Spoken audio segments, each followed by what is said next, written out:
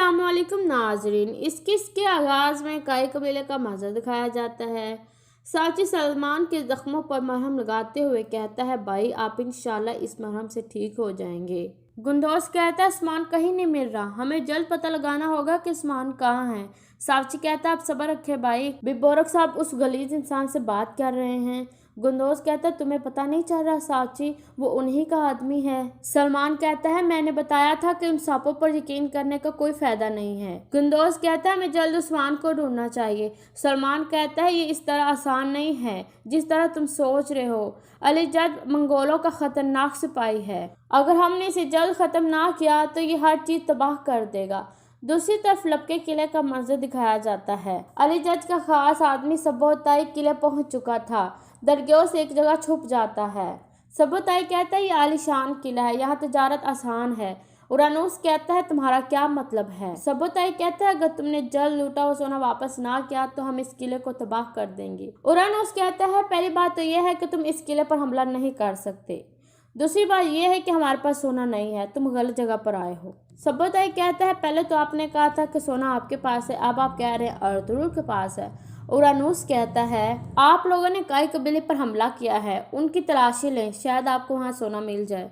सबोताई कहता है, तुम्हें तो सोना देना पड़ेगा कमांडर, मुझे लगता है कि तुमने अर्तु का साथ देने का पक्का इरादा बना लिया है, तो उसे मेरा ये पैगाम दे देना कि उसके कबीले को मैंने काबू में कर लिया है और उसके बेटे उस्मान को हमने छुपा लिया है। अगर वो हमारी बात पर ना आया तो उसका बेटा उस्मान मारा जाएगा। ये कहकर सबोताई वहां से चला जाता है तो दरग्योस बाहर आ जाता है। दरग्योस कहता है, हमने हर एक को बता दिया है कि सोना अर्तुगरुल के पास है, लेकिन कोई हमारी बात पर यकीन नहीं कर रहा। इस खेल के पीछे भी बोरक का हाथ है। अब वो सोना हासिल करने की फिरास्त में है, लेकिन मैं उसे सोना हासिल करने नहीं दूंगा। दूसरी तरफ अर्तुगरुल और उसके सिपाही कहीं जाने के लिए रवाना हो चुके थे। दूसरी तरफ दुमरुल कहता है कि हमने हथियार डाल दिए हेमा खातून, अर्तुगरुल साहब का हुक्म था कि किसी को नुकसान ना पहुंचाए। फिर दो मंगोल सिपाही उसे बाहर ले जाते हैं। इतने में अली जज बाहर आकर सरदार वाले नशिस्त पर बैठ जाता है और कहता है, अर्तुगरुल ने हलागो खां को और अपनी सरदारी नशिस्त को धोखा दिया है, इसलिए इसका एक ही फैसला है। उसके सिपाहियों ने हथियार डाल दिए हैं, अगर अब तुम लोग भी हथियार डाल दोगे तो तुम्हारी जानें बच जाएंगी। हेमा खातून कहती है, जैसा हमारे सरदार ने कहा हम वैसा ही करेंगे। इतने में एक सिपाही अंदर आता है और कहता है, हम अगोस सरदारों के सारे सरदार इकट्ठे करके ले आए सरदार। अली जज कहता है, उन्हें अंदर ले आओ। दूसरी तरफ लपके किले का मंजर दिखाया जाता है। अर्तुगरुल और उसके सिपाही लपके किले पहुंच चुके थे। अर्तुगरुल अंदर दाखिल हो जाता है तो उरानूस कहता है, अर्तुगरुल जब तुम आखिरी बार यहाँ आए थे तो हमारे दरमियान एक मुआहदा हुआ था, लेकिन तुमने उस मुआहदे को तोड़ दिया है, अब क्यों आए हो। अर्तुगरुल कहता है, माजी की बात भूल जाओ, मैं यहाँ एतहाद के लिए आया था और ये एतहाद हम दोनों के लिए बहुत ही जरूरी है। उरानूस कहता है, मंगोल तुम्हारे अंदर घुसे, हमारे अंदर नहीं। अर्तुगरुल कहता है, क्या तुम्हें नहीं लगता कि वो तुम्हारे अंदर भी घुस सकते हैं। अर्तुगरुल कहता है, अगर हमने इत्तेहाद ना किया तो सब कुछ तबाह हो जाएगा। उरानूस कहता है, तुम्हारे कबीले पहले ही मंगोलों के कब्जे में हैं और तुम्हारे सिपाही बिखर चुके हैं, तुम्हारे पास क्या है। ये सुनकर अर्तुगरुल सोच में पड़ जाता है। दूसरी तरफ कई कबीले का मंजर दिखाया जाता है। अली जज ओगोस के सरदारों को कह रहा था कि तुम्हारा सरदार भाग चुका है, मैं उन कबीलों को तबाह कर दूंगा जो उसका साथ देंगे, मैं उसे कत्ल कर दूंगा। अब से हाकमे आला बिबोरक साहब हैं। ये सुनकर एक सरदार कहता है, तुमने मेरे कबीलों को तबाह कर दिया, मेरे बेटों को मार दिया, अब तुम जहन्नम में जाओ अली जज। ये सुनकर अली जज गुस्से में आ जाता है और सरदार को पकड़ कर मारने लगता है। ये कहकर उसे कोड़े मारने लगता है। अली जज उस सरदार को मार देता है और दूसरे सरदार से पूछता है, क्या तुम लोगों में से और कोई बागी है। सरदार कोई जवाब नहीं देते। अली जज कहता है, इनको इनके कबीले छोड़ आओ। फिर मंगोल सिपाही उन्हें वहां से ले जाते हैं। आज रात हम अर्तुगरुल के खेमे में जश्न मनाएंगे, कबीले की औरतें हमारे लिए खाना बनाएंगी और सलजान खातून तुम हमारी खिदमत करोगी। सलजान खातून कहती है, मैं तुम्हारी खिदमत करने की बजाय मरना पसंद करूंगी। अली जज कहता है, तो मैं तुम्हारे बेटे को तुम्हारे सामने ही मार दूंगा। सलजान खातून कहती है, वो सरदार का बेटा है, वो मुझे तुम्हारी खिदमत करते हुए ही डूब कर मर जाएगा। फिर अली जज बैठ जाता है और कहता है, मैं हेमा खातून से क्या वादा नहीं भूलूंगा और ना ही तोड़ूंगा, मैं तुम सबको एक इज्जत वाली मौत दूंगा। दूसरी तरफ अर्तुगरुल कहता है, तुम हमें कम मत समझो, हमारे साथ बहुत से सिपाही हैं। उरानूस कहता है, कौन से। अर्तुगरुल कहता है, मेरा भाई, हम लोग सोगोत की इतनी आसानी से उनके हवाले नहीं करने देंगे। मेरे पास उतने सिपाही हैं जितने तुम्हारे पास, मेरे पास तुर्क सरदार भी हैं, वो भी वफादार। सोचो जरा, क्या तुम अकेले ही रहना चाहते हो। उरानूस कहता है, मैं तुम पर कैसे एतमाद कर लूं। अर्तुगरुल कहता है, वफादारी के बदले वफादारी मिलेगी। غداری کے بدلے سزا ملے گی۔ اورانوس پوچھتا ہے اب تم کیا کرنے جا رہے ہو؟ ارطغرل کہتا ہے تم قلعے سے مت نکلنا، میری طرف سے تمہیں خبر آئے گی، اگر تم نے منگولوں سے رابطہ کیا تو مجھے پتہ چل جائے گا، تو پھر میری دشمنی تم سے بھی ہو جائے گی۔ یہ کہہ کر ارطغرل وہاں سے جانے لگتا ہے۔ اورانوس کہتا ہے ارطغرل ایک منگول کمانڈر یہاں آیا تھا، اس نے تمہارے لیے ایک پیغام بھیجا ہے۔ ارطغرل کہتا ہے کیا پیغام ہے؟ اس نے تمہارے بیٹے عثمان کو پکڑا ہوا ہے، اگر تم نے ان کا مطالبہ پورا نہ کیا تو وہ تمہارے بیٹے کو مار دیں گے۔ یہ سن کر ارطغرل کافی پریشان ہو جاتے ہیں۔ دوسری طرف قائقہ بیل میں البلکہ خاتون اور بیبورق ایک خیمے میں موجود تھے۔ البلکہ خاتون کہتے ہیں کیا آپ اس شیطان کو روکنے کے لیے کچھ بھی نہیں کر سکتے بھائی؟ بیبورق کہتا ہے میرے بس میں جو ہوا وہ میں کروں گا، یہ منگول ہیں، یہ بجلی کی طرح آتے ہیں اور آگ پھیلا کر چلے جاتے ہیں۔ البلکہ خاتون کہتے ہیں یہ کب تک چلے گا؟ یہ ظلم ہم کب تک برداشت کریں گے؟ یہ ابھی تک منگولوں نے کچھ بھی نہیں کیا، اگر میں منگولوں کو نہ روکتا تو وہ تم سب کو مار دیتے، تباہ کر دیتے۔ میں نے ارطغرل کو پہلے ہی منگولوں کے بارے میں آگاہی دی تھی۔ اس نے سوچا کہ وہ اپنے چند سپاہیوں سے منگولوں سے لڑ سکتا ہے، لیکن وہ اسی سزا کے حقدار ہے۔ البلکہ خاتون کہتے ہیں کیا مطلب ہے اس کا بھائی؟ ہم کئی قبیلے والوں کے رشتہ دار بننے والے ہیں، کیا ہم انہیں اس دلدل میں دھکیل دیں گے؟ یہ میری وجہ سے ہی سب کچھ ہوا ہے، نہیں تو علی جد سب کو مار دیتا۔ کئی قبیلے کے رشتہ داروں کے بارے میں مت سوچو۔ البلکہ خاتون کہتی ہے کیا پتہ ہے آپ کو پتہ ہے عثمان کہاں ہے؟ حیمہ خاتون عثمان کی وجہ سے بہت پریشان ہے۔ بیبورق کہتا ہے وہ ٹھیک ہے، جب ارطغرل ان کا مطالبہ پورا کر دے گا تو وہ عثمان کو چھوڑ دیں گے۔ البلکہ خاتون کہتی ہیں اور ارطغرل صاحب؟ بیبورق کہتا ہے اب سے تمہیں ارطغرل کو بھولنا ہوگا، وہ ایک مردہ انسان ہے۔ یہ کہہ کر بیبورق وہاں سے چلا جاتا ہے، جبکہ البلکہ خاتون پریشان ہو جاتی ہے۔ علی جج خیمے میں اکیلا موجود تھا، اتنے میں سرما پانی لے کر آتی ہے۔ سرما کہتی ہے میں نے سوچا آپ کو پانی کی طلب ہوگی۔ علی جج کہتا ہے آپ نے صحیح سوچا۔ پھر سرما خاتون اسے پانی دیتی ہے۔ علی جج بہت خوشی سے وہ پانی لے لیتا ہے اور کہتا ہے تو تمہاری بہن البلکہ خاتون ارطغرل کی شادی کرنے والی ہے، تو تم کسے شادی کرنے والے ہو؟ کیا تمہارے بھائی نے تمہارا بھی ہاتھ دیا ہے؟ سرما کہتے ہیں نہیں۔ علی جج کہتا ہے یہ بہت اچھی بات ہے، تمہاری بہن کیا ارطغرل سے پیار کرتی ہے؟ سرما خاتون کہتی ہے یہ دونوں قبیلوں کے اتحاد کے لیے تھی شادی۔ سرما خاتون کہتی ہے اب یہ ضروری نہیں ہے، میری بہن درد کے ساتھ جی لے گی۔ علی جج کہتا ہے ارطغرل صاحب اور حیمہ خاتون کو بلاؤ، کیونکہ انہوں نے میری اطاعت کر لی ہے، ہم لوگ مل کر کھانا کھائیں گے اور تمہارے ساتھ بھی۔ سرما خاتون کہتی ہے میرے بھائی اور میرے لیے آپ کے ساتھ کھانا کھانا شرف کی بات ہوگی کمانڈر علی جج۔ کمانڈر علی جج کہتا ہے میں نے تم سے بہت سے سوال پوچھنے ہیں اور تم اس کا جواب اپنی میٹھی زبان سے دو گی۔ سرما خاتون کہتی ہے ٹھیک ہے، یہ کہہ کر وہاں سے وہ چلی جاتی ہے۔ دوسری طرف اورانوس درگیوس سے پوچھتا ہے آپ کو کیا پریشانی ہے؟ کیا آپ اتحاد کی وجہ سے پریشان ہے؟ درگیوس کہتا ہے نہیں، اتحاد بالکل صحیح وقت میں ہوا ہے۔ اورانوس پوچھتا ہے تو آپ پھر کس وجہ سے پریشان ہیں؟ میں ارطغرل کے قریب جا رہا تھا، لیکن اسی وقت منگول آ ٹپکے، انہوں نے ہر نظام کو تہس نہس کر دیا ہے۔ دوسری طرف ارطغرل اور اس کے سپاہی جنگل میں ایک جگہ رک جاتے ہیں، گھوڑوں سے اتر کر وہ پیدل چلنے لگتے ہیں۔ ارطغرل اس صندوق کو نکال کر باہر رکھ دیتا ہے۔ ترگت کہتا ہے یہ سب لڑائی جھگڑا اسی صندوق کی وجہ سے ہوا ہے سردار۔ ارطغرل کہتا ہے اور یہی صندوق اس لڑائی کو ختم کرے گا۔ اتنے میں مرگن بھی وہاں پہنچ جاتا ہے اور کہتا ہے میں نے آپ کے حکم سے گھنٹی والے کا پیچھا کیا ہے سردار، وہ آج لپکے قلعے گیا ہے اور کافی عرصے تک وہیں ہے۔ ترگت کہتا ہے وہ لپکے قلعے کیوں گیا ہے؟ بامسی کہتا ہے شاید وہ ڈر کی وجہ سے لپکے قلعے پناہ کے لیے گیا ہو۔ ترگت کہتا ہے کیا وہ درگیوس کے ساتھ رابطے میں ہے؟ ارطغرل صاحب کہتا ہے نہیں، وہ اس سے بھی زیادہ کچھ کر رہا ہے۔ ارطغرل کہتا ہے یہ ہمارے لیے بہت مفید ہے، ہم اس کا صحیح وقت پر استعمال کریں گے، مرگن تم اس کا پیچھا جاری رکھو۔ بامسی کہتا ہے اس میں ریاست کے بہت زیادہ راز ہے سردار، اس صندوق میں ان سرداروں کے نام ہیں جو منگولوں کے خلاف بغاوت چاہتے ہیں، کیا واقعی یہ صندوق منگولوں کو دے دیں گے؟ یہ سن کر ارطغرل سوچ میں پڑ جاتا ہے۔ اس کے بعد رات کا وقت ہو جاتا ہے۔ کئی قبیلے میں حیمہ خاتون عثمان کو بہت یاد کر رہی تھی۔ اتنے میں البلکہ خاتون وہاں پہنچ جاتی ہے اور کہتی ہے میں جانتی ہوں حیمہ والدہ کہ اب آپ مجھ پر اعتماد نہیں کرتی، میں ارطغرل صاحب سے تب سے پیار کرتی ہوں جب میں نے انہیں پہلی دفعہ دیکھا ہے، میں انہیں دھوکہ دینے کے بجائے مرنا پسند کروں گی حیمہ والدہ۔ میں نے اپنے بھائی سے بات کی ہے عثمان کے بارے میں، عثمان ٹھیک ہے، آپ پریشان مت ہوں حیمہ والدہ، منگول ارطغرل سے کچھ چیز کا مطالبہ کر رہے ہیں، اگر ارطغرل صاحب وہ دے دیں گے تو منگول ہم سب کو آزاد کر دیں گے، میں اپنے خاندان کی طرح آپ سے پیار کرتی ہوں حیمہ والدہ۔ یہ کہہ کر البلکہ خاتون جانے لگتی ہے تو ہیما خاتون کہتی ہے کہ اپنے بھائی کے باوجود بھی تم ہم سے ویسے ہی پیار کرتی ہو بیٹی۔ میں نے اپنے پیار کا اظہار کر دیا ہے، میں ہر کسی کے باوجود بھی پیار کرتی رہوں گی، میں آپ کو دھوکہ نہیں دوں گی، میں آپ کو دھوکہ دینے کی بجائے مرنا پسند کروں گی۔ اتنے میں سیما خاتون اندر داخل ہوتی ہے اور کہتی ہے علی جج نے آپ کو کھانے کی دعوت دی ہے ہیما والدہ، ہمارے سردار اعلیٰ بورک صاحب بھی ان کے ساتھ ہیں۔ یہ سن کر ہیما خاتون سوچ میں پڑ جاتی ہے اور یہاں پر اس قسط کا اختتام ہو جاتا ہے۔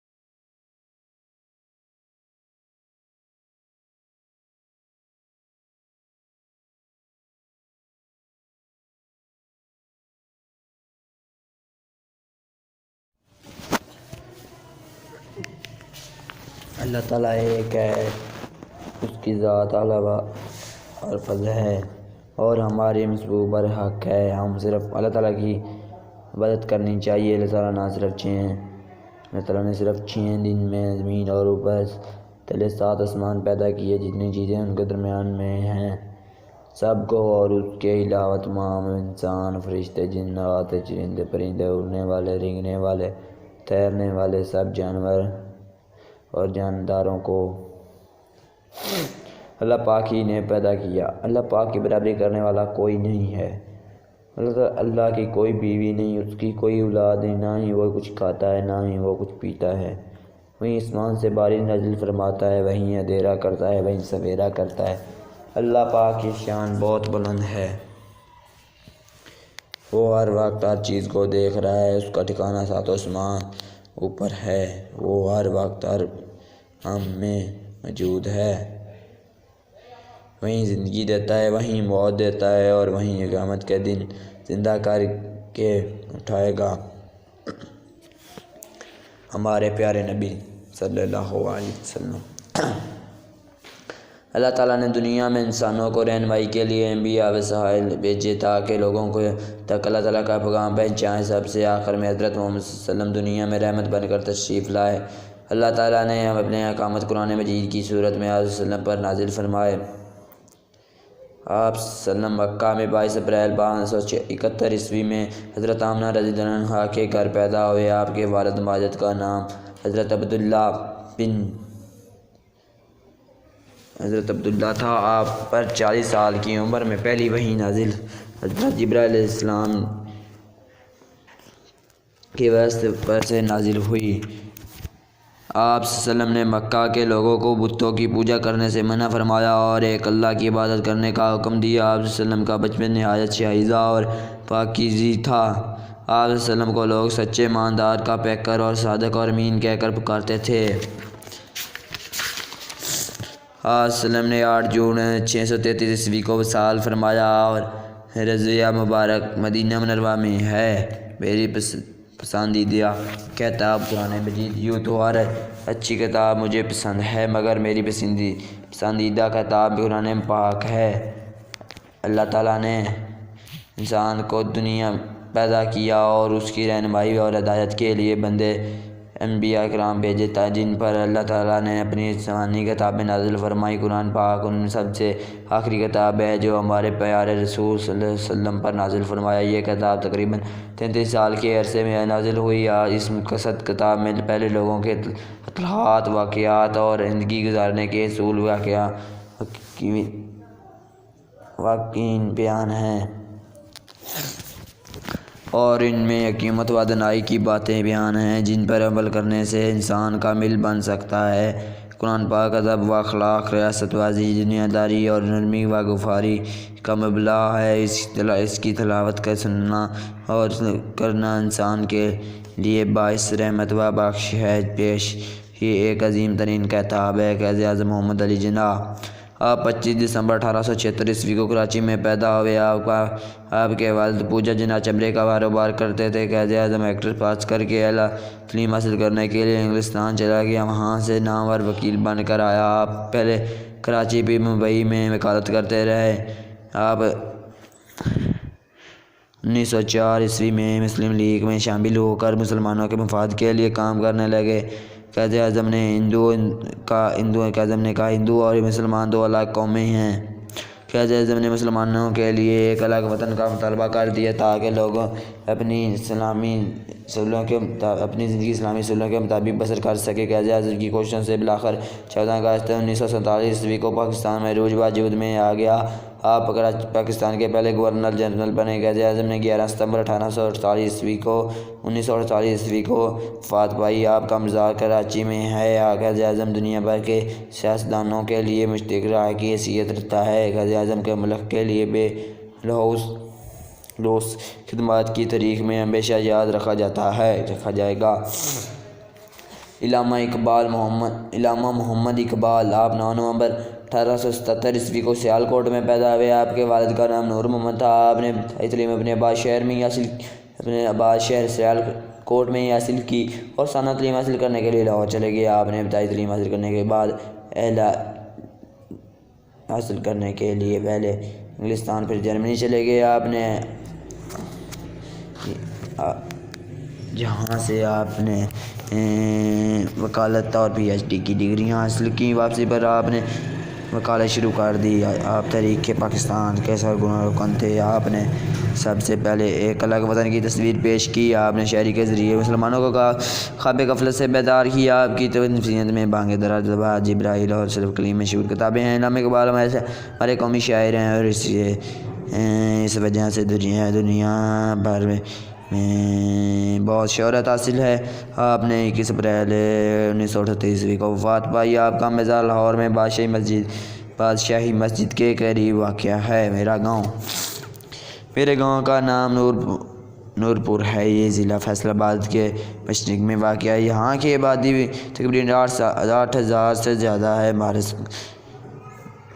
ہمارے گاؤں کے لوگ کھیتی باڑی کرتے ہیں، ایک دوسرے کے کام میں ہاتھ بھی بٹاتے ہیں۔ گاؤں کے وسط میں ایک بڑا چوپال بھی ہے جہاں لوگ شام کو اکٹھے بیٹھ کر صلاح مشورہ کرتے ہیں۔ گاؤں میں بچے اور بچوں کے لیے 2 پرائمری اسکول بھی ہیں۔ گاؤں کے پختہ مسجد بھی ہیں۔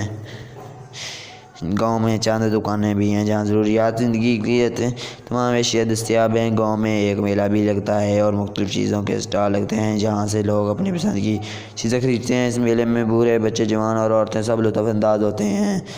گاؤں میں ایک نہر بھی بہتی ہے جہاں گرمیوں میں بچے اور جوان نہاتے ہیں۔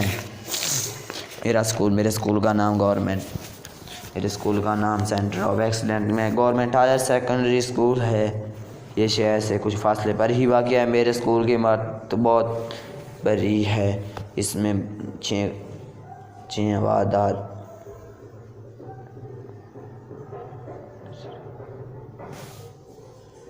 کمرے ہیں اور ایک بڑا عمد ہے۔ اس میں ایک خوبصورت باغیچہ بھی ہے جس میں ہری بھری گھاس اور خوبصورت رنگ برنگے پھول کھلتے ہیں اور کھیل کا ایک بڑا میدان بھی ہے۔ وہاں بچے تفریح کے وقت کھیلتے ہیں۔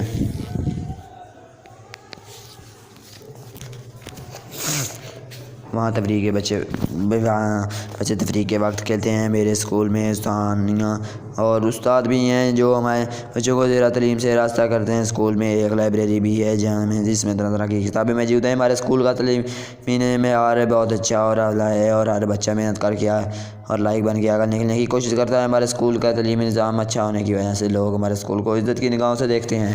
صبح کی سیر انسان کو اپنی صحت و برقرار رکھنے کے لیے خوراک اور تازگی آب و ہوا کی ضرورت پڑتی ہے۔ صبح سویرے اٹھ کر سیر کرنا صحت کے لیے بہت مفید ہے۔ صبح کی سیر کرنے سے جسمانی اعضاء میں مضبوطی اور خوبصورتی پیدا ہوتی ہے۔ انسان تندرست و توانا رہتا ہے اور سستی کا حلقہ اس کے نزدیک نہیں آتا۔ صبح کی سیر کرنے والا شخص بہت بیماریوں سے بچا رہتا ہے اور زندگی میں خوشی اور سکون محسوس کرتا ہے۔ سیر کے دوران ہری بھری گھاس پر ننگے پاؤں چلنا دماغ اور جگر کے لیے مفید ہے۔ صبح کی سیر انسان میں تازگی اور قوت پیدا کرتی ہے جس سے انسان دنیا کی فقر و غم سے خوش ہو کر آزاد ہو کر سکون و آرام سے زندگی بسر کرتا ہے۔ ہمیں ہر روز صبح کی نماز پڑھ کر صبح سیر کے لیے نکل جانا چاہیے۔ صبح سیر کی عادت ہمیں سب چھوٹے بڑوں اپنانی چاہیے۔ کہاوت ہے کہ جہاں ہے تو جہان ہے۔ ورزش کے فائدے صحت اور تندرستی بڑی نعمت ہے۔ صحت کی برقرار رکھنے کے لیے خوراک کی طرح ورزش بھی جو ہے بہت ضروری ہے۔ ورزش سے انسان کا جسم مضبوط اور چست رہتا ہے۔ انسان کا جسم میں ایک مشین کی طرح کام کرتا ہے۔ اس کو رواں رکھنے کے لیے ورزش کرنا بہت ضروری ہے۔ انسانی جسم ورزش کے بغیر مناسب نشو نہیں پا سکتا۔ اگر جسم تندرست نہیں ہوگا تو انسان زندگی کا لطف حاصل نہیں کر سکتا۔ ورزش سے جسم میں موجود فاسد مادہ ختم ہو جاتے ہیں۔ ورزش سے انسانی جسم دلکش اور طاقتور بن جاتا ہے۔ ورزش سے انسان میں خود اعتمادی پیدا ہوتی ہے، جرأت و حوصلہ بڑھتا ہے اور انسان خود پر قابو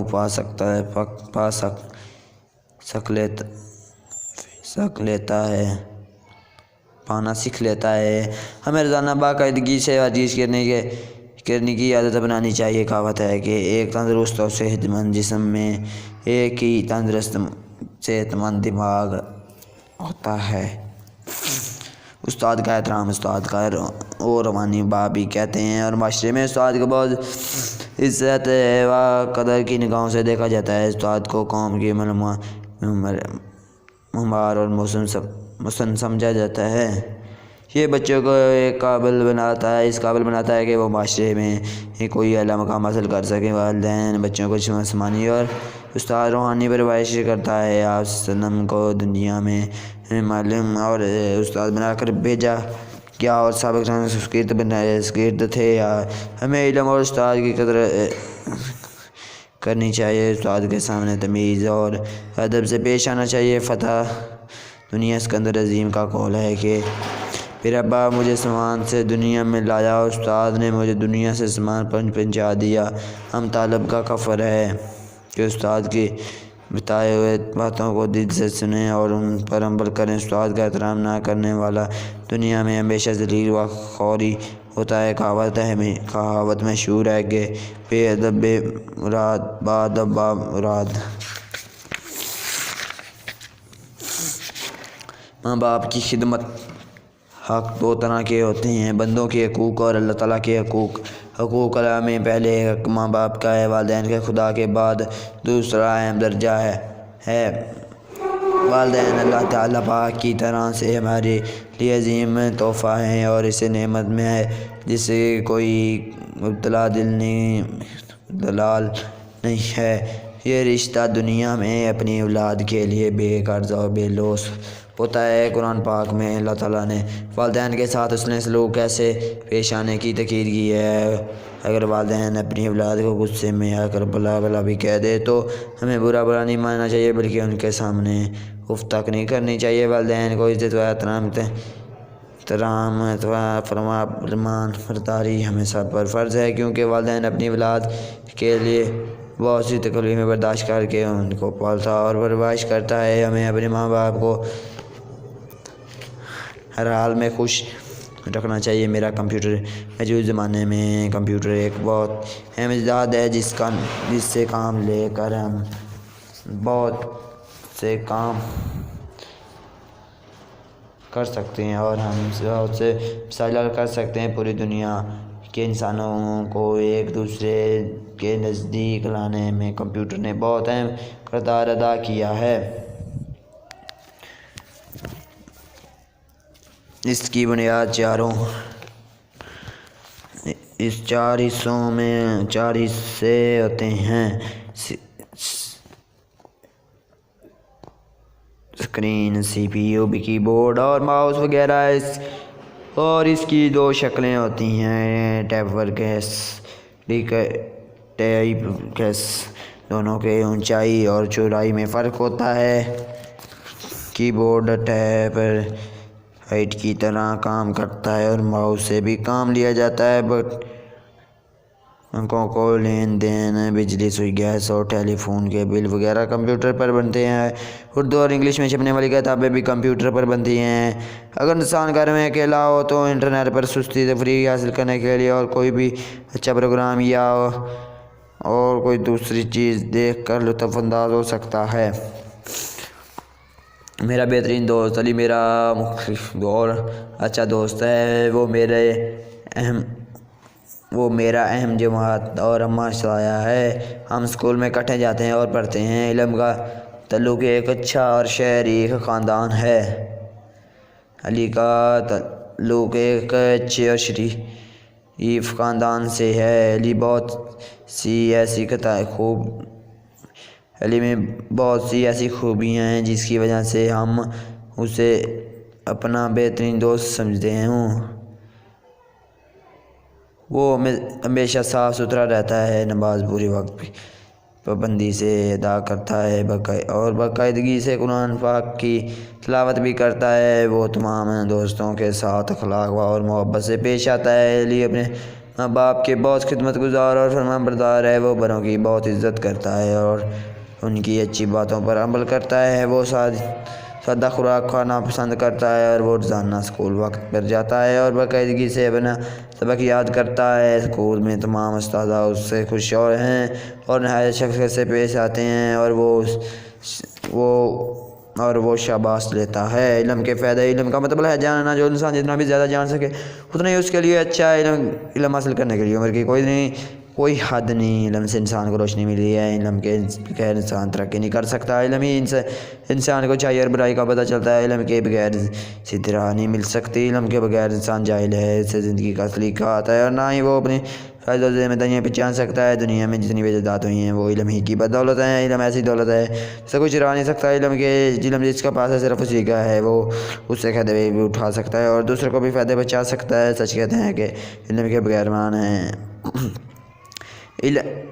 اسی علم کی بدولت اللہ پاک نے تمام انسانوں کو دوسری تمام مخلوقات پر مثلاً فرشتے، جنات اور حیوان وغیرہ ان سب پر فرض انسان ہی کی فضیلت دی ہے۔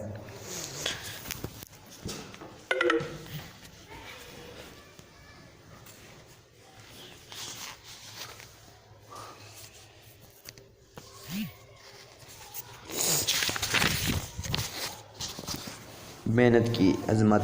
شاید ایک غریب گھرانوں میں پیدا ہوا۔ بچپن ہی میں اس کا والد وفات پا گیا۔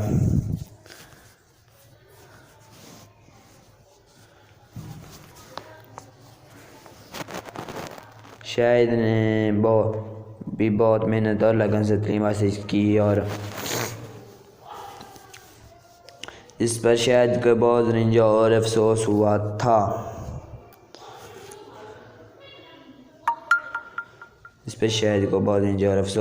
شاید دن رات سخت محنت کرتا رہتا اور آخرکار وہ دن بھی آ گیا جس کا اس کی ماں نے خواب دیکھا تھا۔ یہ شاید کی ایک بہت ہی اعلیٰ پائی کی ایک بہترین ڈاکٹر بن گیا۔ شاید نے پھر دن بھر محنت کر کے اور اپنے گاؤں میں ایک چھوٹا سا ہاسپٹل بنا لی جس میں وہ اکثر غریبوں کا علاج مفت میں کرتا تھا۔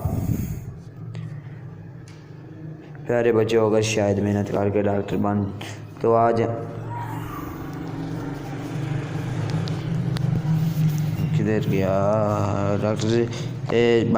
تو آج ہم بھی ایک ان پڑھ انسان رہتے اور اپنے گاؤں کے حالات نہ ٹھیک کر سکتے۔ انسان کو دنیا میں کامیاب اور کامران ہونے کے لیے ہر لمحے میں ہر پل سخت محنت کر کے چاہیے۔ ایک لکڑہارا اور ریچھ کسی گاؤں میں دو دوست رہتے تھے۔ وہ ایک دن دونوں سفر پر روانہ ہوئے۔ راستے میں ایک جنگل آیا اور وہاں کچھ دیر آرام کے لیے لیٹ گئے۔ اس وقت اچانک سامنے سے ایک ریچھ نمودار ہوا۔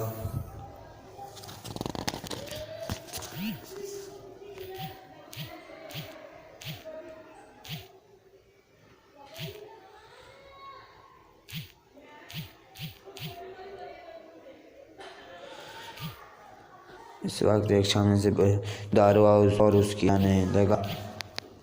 ان دونوں سے ایک دوست بھاگ کر درخت پر چڑھ گیا، جبکہ دوسرا درخت پر نہ چڑھ سکا۔ وہ لڑکا بہت ذہین نکلا۔ وہ فوراً زمین پر لیٹ گیا اور دم ساتھ لی۔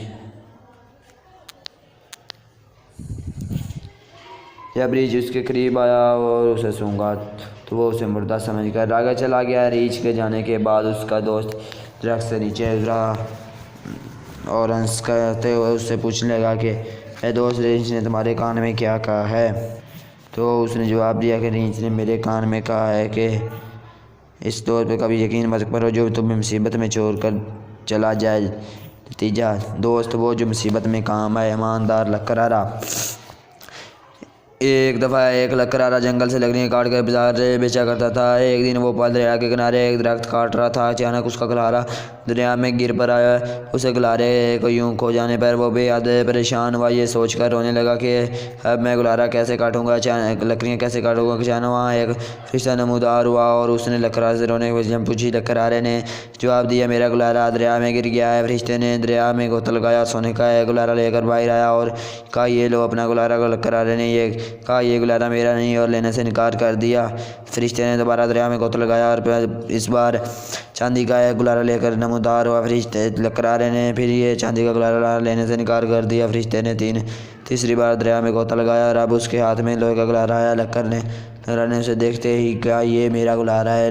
فرشتہ لکڑہارے کی ایمانداری پہ بہت خوش ہوا۔ اس نے وہ تینوں گلہارے اس کی ایمانداری کے انعام کے طور پر دے دیے۔ نتیجہ ایمانداری بہت بہترین حکمت عملی ہے۔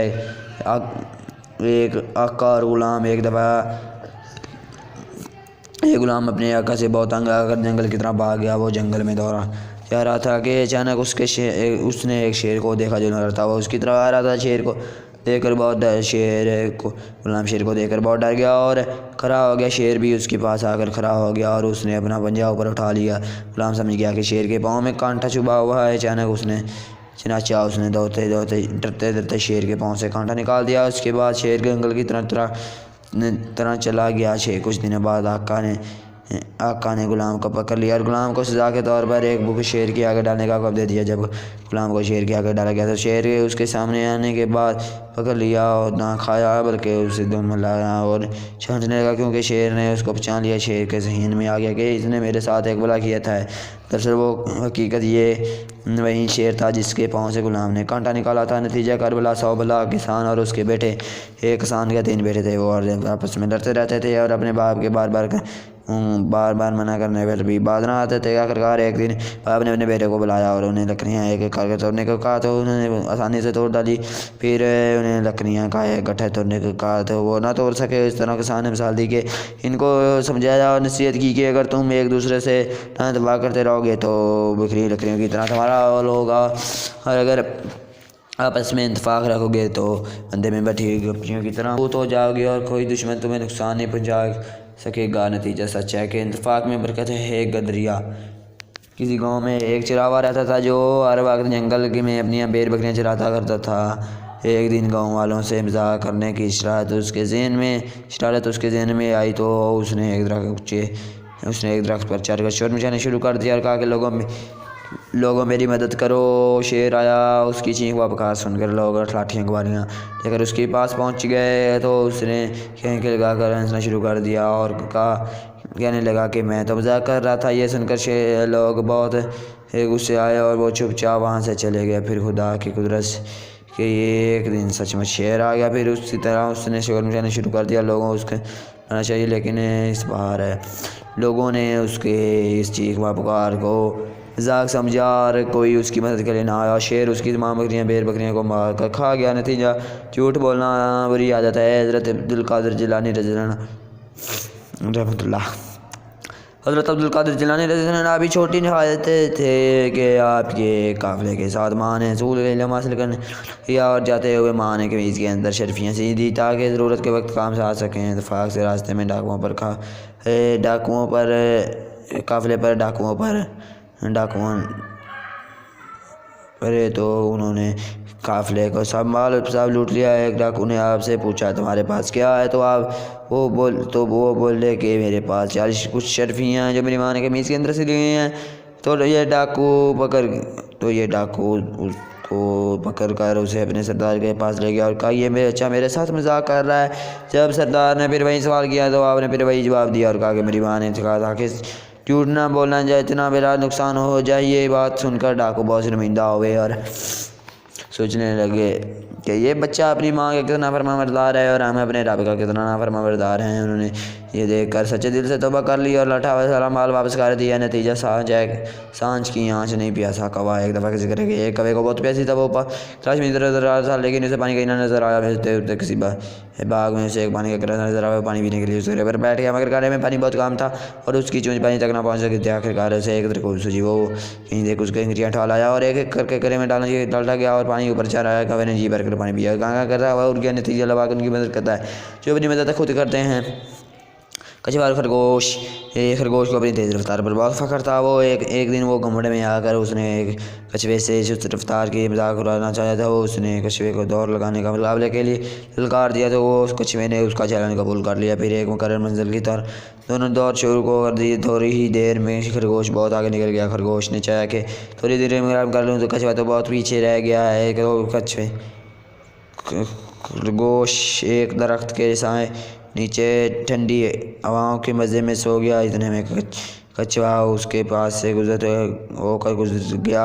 کچھوا دیر کے بعد جب اس کی آنکھ کھلی تو وہ منزل کی طرف دوڑ چل پڑا۔ وہاں پہلے اس نے دیکھا کہ کچھوا وہاں پہلے سے موجود ہے۔ نتیجہ غرور کا سر نیچا۔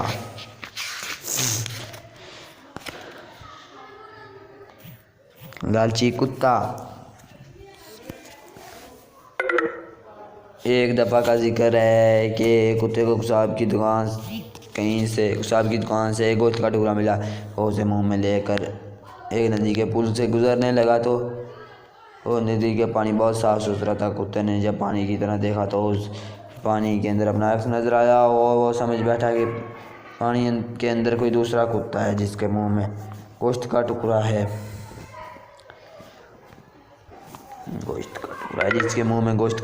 یہ دیکھ کر اس کے منہ میں پانی بھر آیا اور وہ دوسرے کتے سے گوشت کا ٹکڑا چھیننے کے لیے بھونکنے لگا تو اس کا منہ کھل گیا۔ اس طرح اس کا اپنا گوشت کا ٹکڑا بھی پانی کے اندر گر گیا۔ کتا اپنے گوشت کا ٹکڑے کھو جانے پر بہت پریشان ہوا۔ نتیجہ لالچ بری بلا ہے۔ چوہے اور بلی۔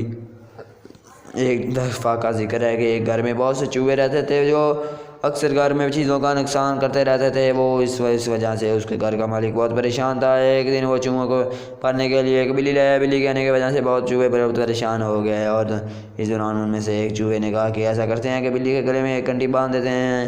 جب بلی کوئی حرکت کرے گی تو ہمیں گھنٹی بج جائے گی، تب ہمیں پتہ چل جائے کہ ہمیں اپنی بھاگ کر جان بچانی جائیں گے۔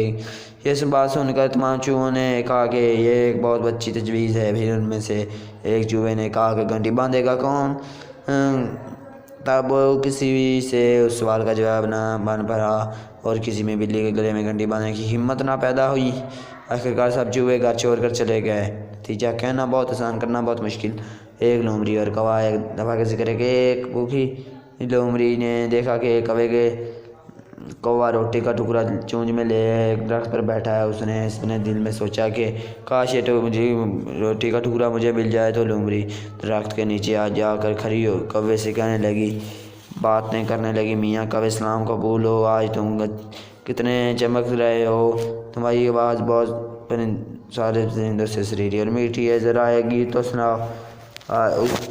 اپنی تعریف سن کر کوا بہت خوش ہوا اور گردن ہلا کر کہیں کرنے کے گیت سنانے لگا۔ چونچ کھلی تو روٹی کا نیچے گر گیا، جسے لومڑی نے فوراً اٹھایا اور بھاگ گئی۔ نتیجہ شامت بری بلا ہے۔ ایک بچھو اور کچھوا۔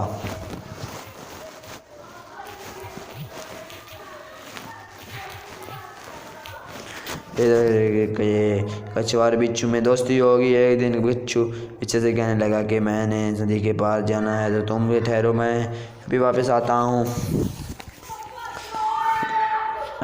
بچھو نے کہا کہ میں بھی تیرے ساتھ چلوں گا۔ وہ کچھوے کے پشت پر بیٹھ گیا۔ پھر کچھ دیر کچھوا پانی میں تیرنے لگا تو بچھو نے اس کی پیٹھ پر ڈنک مارنا شروع کر دیا۔ کچھوے نے پوچھا، یہ ایسا کیوں کر رہے ہو؟ تو بچھو نے جواب دیا، میں اپنی عادت پوری کر رہا ہوں، میں ہر ایک کو ڈنک مارتا ہوں، چاہے وہ میرا دوست کیوں نہ ہو۔ یہ سن کر کچھوے نے پانی میں گوتے لگانے شروع کر دیے۔ پھر بچھو نے پوچھا دوست ایسا کیوں کر رہے ہو؟ تب کچھوے نے کہا کہ میری بھی عادت ہے پوری کر، میں بھی اپنی عادت پوری کر رہا ہوں، اسی طرح بچھو غوطے کھا کھا کر ڈوب کر مر گیا، نتیجہ جیسی کرنی ویسی بھرنی۔ بھوکی لومڑی۔ ایک دفعہ کا ذکر ہے کہ ایک لومڑی جو بہت بھوکی تھی وہ کھانا کھانے کی تلاش میں باہر جنگل کی طرف نکلی۔ جاتے جاتے اسے ایک جگہ انگوروں کی ایک بیل نظر آئی ہوئی ہے، دیکھ کر اس کے منہ میں پانی بھر آیا۔ اس نے انگوروں کی کچا حاصل کرنے کے لیے کوشش کرنا شروع کر دی۔ اس نے بار بار انگوروں کے کچے کی طرح چھلانگ لگانا تاکہ اسے کھانے کے لیے حاصل کر لیا سکے، مگر اس کی کوشش ہر بار ناکام رہی کیونکہ انگوروں کا کچا بہت اونچا تھا، وہ ان تک نہ پہنچ سکی، اور اپنی ناکامی چھپانے کے لیے وہ یہ کہتی ہوئی چلی گئی کہ تھو انگور کھٹے ہیں، نتیجہ انگور کھٹے ہیں، ناکامی چھپانے سے کامیابی نہیں ملتی۔ ایک بادشاہ اور مگر ایک دفعہ ایک بادشاہ تھا جس کا نام بہروز تھا۔ اسے کئی بار اپنی دشمنوں سے جنگ میں شکست ہوئی۔ ایک دن وہ پہاڑ کے ایک غلاف میں سوچ وچار کے لیے چلا گیا۔ وہ وہاں پہنچا تو اوپر چھت کی طرح اس کی نظر گئی۔ اس نے دیکھا کہ ایک بکری اوپر اپنے گھر کی جا رہی ہے، طرح کوشش کر رہی ہے مگر وہ دیوار سے بار بار نیچے گر جاتی ہے۔ پھر بکری نے ہمت نہیں ہاری اور اپنی کوشش جاری رکھی۔ آخرکار وہ اپنے گھر تک